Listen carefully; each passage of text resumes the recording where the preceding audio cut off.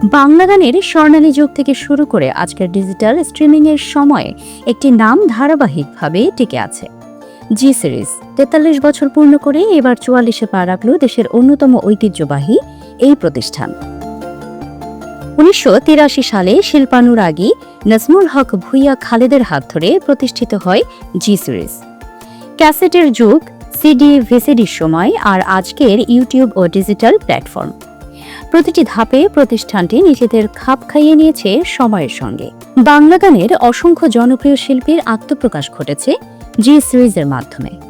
৪৩ বছর পূর্তি উপলক্ষে জি সিরিজ পরিবার আয়োজন করে বিশেষ অনুষ্ঠান।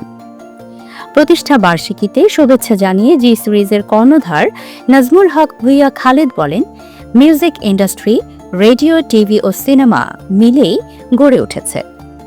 তবে ৪৩ বছরের পথ চলায় অনেক প্রতিকূলতার মুখোমুখি হতে হয়েছে। তিনি বলেন, শিল্পীদের স্বাবলম্বী করার মতো শক্ত ইন্ডাস্ট্রি এখনো গড়ে ওঠেনি। জি সিরিজ নামের পেছনেও রয়েছে বিশেষ ভাবনা। কবিগুরু রবীন্দ্রনাথ ঠাকুরের গীতাঞ্জলির শব্দের ইংরেজি প্রথম অক্ষর জি থেকেই এসেছে এই নাম। এছাড়া গায়া, গ্লোবাল, গ্রাউন্ড এই ৩ ধারণার সমন্বয় রয়েছে এর দর্শনে। শুধু অডিও অ্যালবাম নয়, নাটক, টেলিফিল্ম, সিনেমা, ডকুমেন্টারি সব ক্ষেত্রেই কাজ করেছে জি সিরিজ।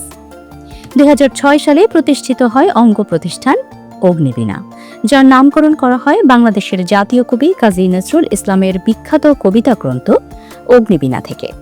পরে যুক্ত হয় জি টেকনোলজিস, রেডিও GBT.net এবং অনলাইন নিউজ পোর্টাল newsg24.com। উল্লেখযোগ্য বিষয়, জি সিরিজ ও নিউজজি সহ সবগুলো অঙ্গ প্রতিষ্ঠানের প্রতিষ্ঠা বার্ষিকী একই দিনে। ৪৩ বছরের পথ চলা মানে শুধু একটি প্রতিষ্ঠানের সাফল্য নয়, এটি বাংলা সঙ্গীতের বিবর্তনের গল্প। ক্যাসেট থেকে ক্লাউড, জি সিরিজ প্রমাণ করেছে সময় বদলায়, মাধ্যম বদলায়, কিন্তু সঙ্গীতের প্রতি ভালোবাসা বদলায় না। জি সিরিজ সঙ্গীতে বিশেষ অবদানের জন্য শিল্পীদের আজীবন সম্মাননা দিয়ে থাকেন।